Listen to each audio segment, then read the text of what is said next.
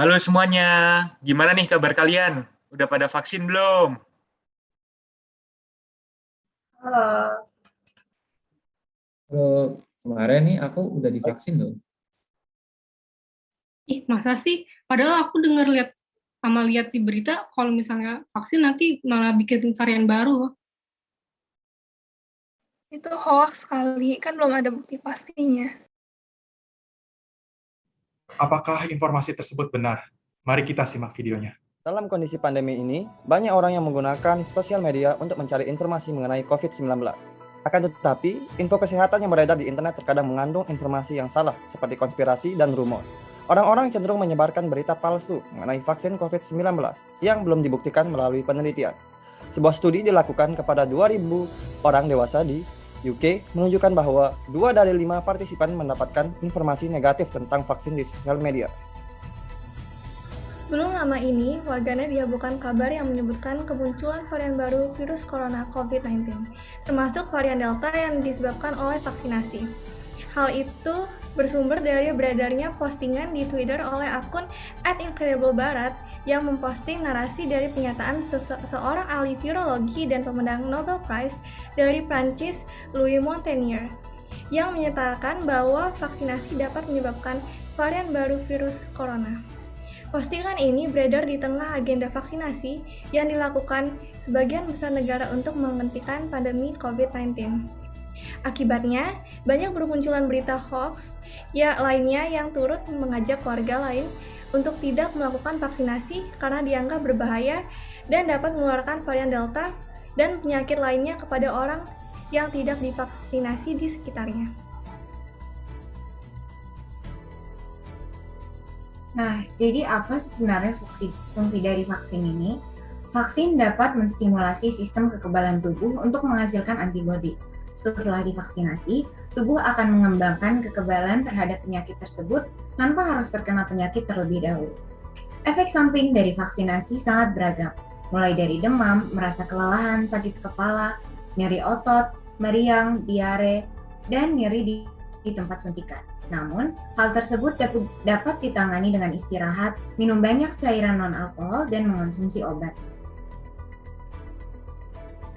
Nah, dari grafik yang tertera dapat dilihat bahwa persentase masyarakat yang sudah divaksinasi di UK dan Amerika Serikat jauh lebih tinggi daripada di Indonesia.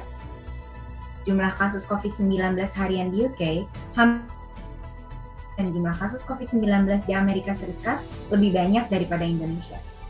Tetapi jumlah kematian akibat COVID-19 di Indonesia lebih banyak daripada kedua negara tersebut.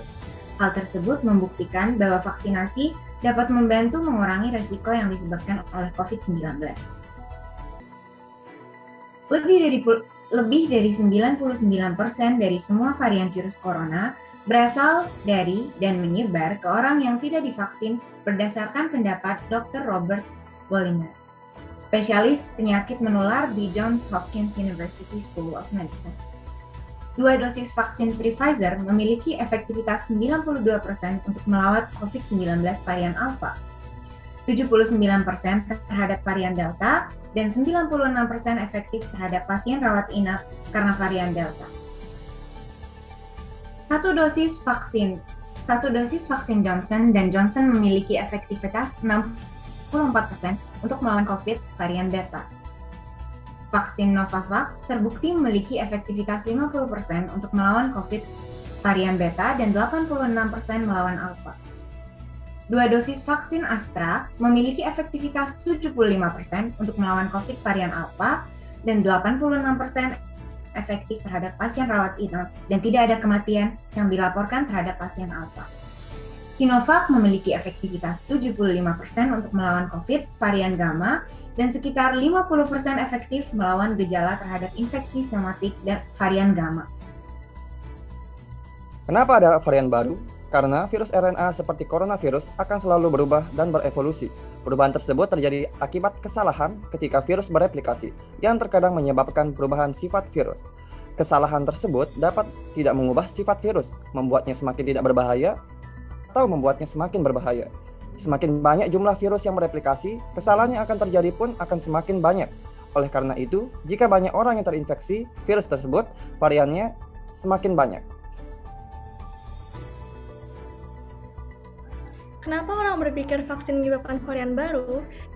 Salah satu penjelasan untuk asumsi tersebut adalah masyarakat berpikir vaksin sudah diberikan, tetapi masih ada varian baru yang terus muncul.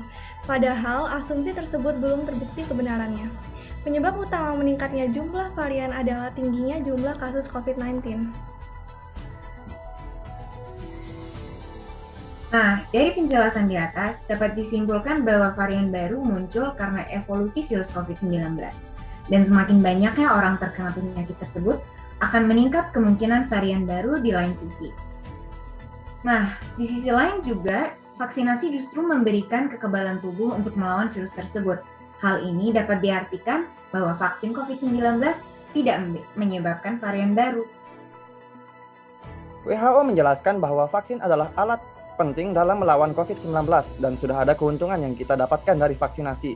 Kita tidak boleh menolak mendapatkan vaksinasi karena kekhawatiran untuk terpapar varian baru. Kita akan aman jika semua aman. Para dokter juga mengatakan bahwa hal paling penting yang bisa kita lakukan untuk melindungi diri dari varian baru adalah mendapatkan vaksinasi. Jika sudah mendapatkan 2 dosis vaksin, kita harus menunggu 2 minggu untuk vaksin tersebut menghasilkan efek yang penuh. Baik sudah divaksin maupun belum, sangat penting untuk tetap mengikuti pedoman CDC mengenai pencegahan penularan yang sudah ada. Nah, gimana sekarang? Masih percaya sama hoax tersebut? Di era pandemi ini, sebaiknya kita pandai memilih berita yang sudah terbukti kebenarannya. Oh iya, jangan lupa untuk vaksin juga ya guys. Saya Ayu. Saya Inci.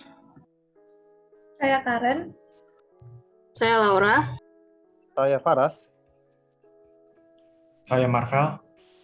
Saya Melvin. Saya Nabila. Saya Ramzi. Saya Thalia. Saya Zainab, dan kami dari kelompok 17 PSAF 2021 mengajak kalian semua untuk ikut vaksinasi. Mari melawan COVID-19 bersama-sama.